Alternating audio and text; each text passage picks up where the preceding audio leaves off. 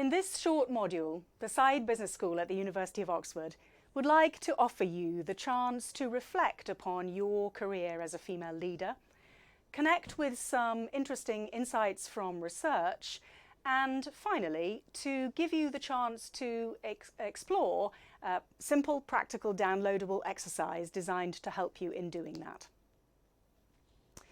Last week, a colleague and I got together over coffee and had one of those conversations about how busy we are, about how much there is to do at work and outside, and about how long our to-do lists are. They're very common, those conversations. Perhaps you had one yourself earlier this week. But they're also not very helpful because they remind us that in a busy day, it's very hard to take a clear-eyed and strategic view of your career, to be able to see clearly what's important and what you should do next. This conversation was in my mind when I reread this article, which I recommend, Claiming the Corner Office, Female CEO Careers and Implications for Leadership Development. It's an article that draws on research interviews with a number of female CEOs, talking about their leadership journeys, about key moments, and actually also about the advice they would pass on. The article has a number of insights to offer, and I've chosen in this short module to pick up just three. In the course of those research interviews, there were three themes, three clusters of insights that the CEOs offered in those conversations. And here they are. The first one was about self-acceptance as a leader. And I'm going to say a little bit more about that in a moment, as the foundation for a successful leadership career. The second one was self-development, of course, something that these leaders described as going through the whole of their career. And the third one was about self-management, the active diagnosis and choice of the situations they face and the right leadership approach to take.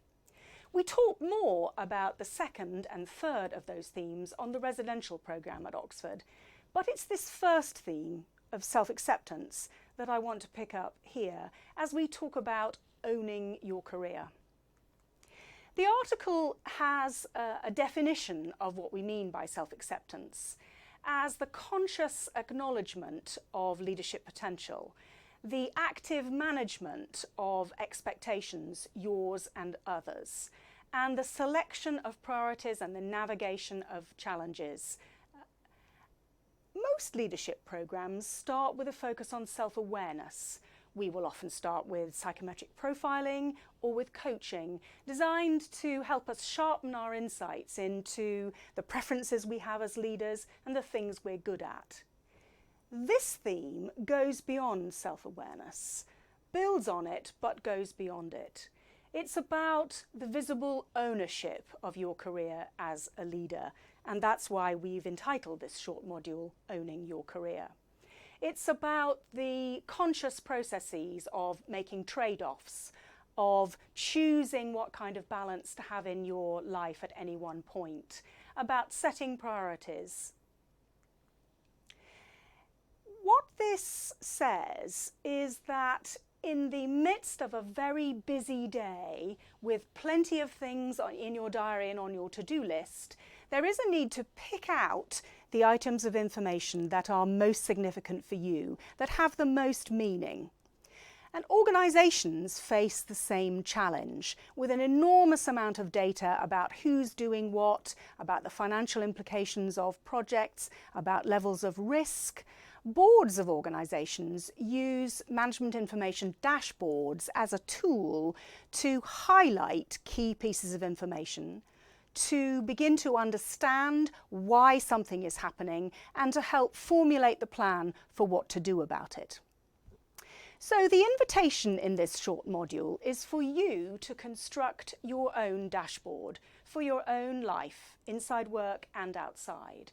And the downloadable exercise has some examples and a worksheet that you might choose to use. But this is a reflective tool, and so you should feel free to customise it and to make it appropriate for you and your context. You might, however, choose to include some of these elements in your dashboard. Firstly, you might want to think about how you balance your time, very appropriate for our International Women's Day theme. You might want to think about how your time is spread across work and your home life, your social life, exercise or health, a whole variety of different categories that you might want to think about, visibly recording the balance that you are currently experiencing. Think about progress and priorities, how you're doing on the things that you currently have on your plate, not just how that meeting late this afternoon went. Thinking also about the things that are really important though, the key success indicators for your career now and in the future. Organisations use those too as a way of structuring the data they have. They sometimes title them key performance indicators, but it's the same sense of focus that is being delivered through the dashboard. And finally, because it's a dashboard about you and your life, you might want to think about what fuels you in the work you do, your levels of energy and your sense of well-being. Those are only 4 hypothetical examples, and you could choose to take something completely different. But whatever you do, bring them together in a dashboard that might look something like this. This has 2 particular benefits. First of all, you're setting it out consciously on paper in front of you, which externalizes what you're experiencing and helps sharpen the analysis. But secondly, it also allows you to look at the intersection between the things that you are recording.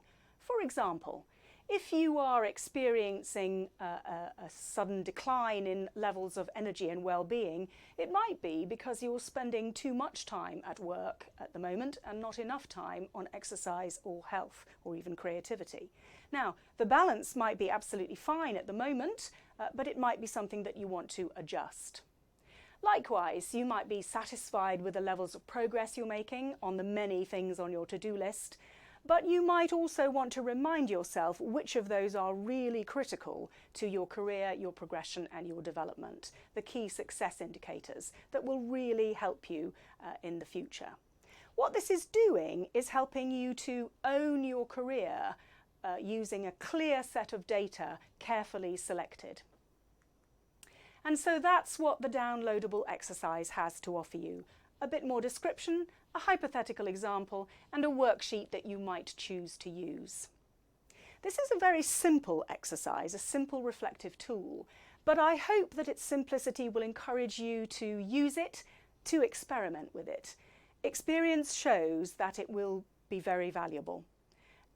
After all, I wouldn't want to put anything on your to-do list, on an already busy to-do list, that I didn't believe would be helpful in owning your career.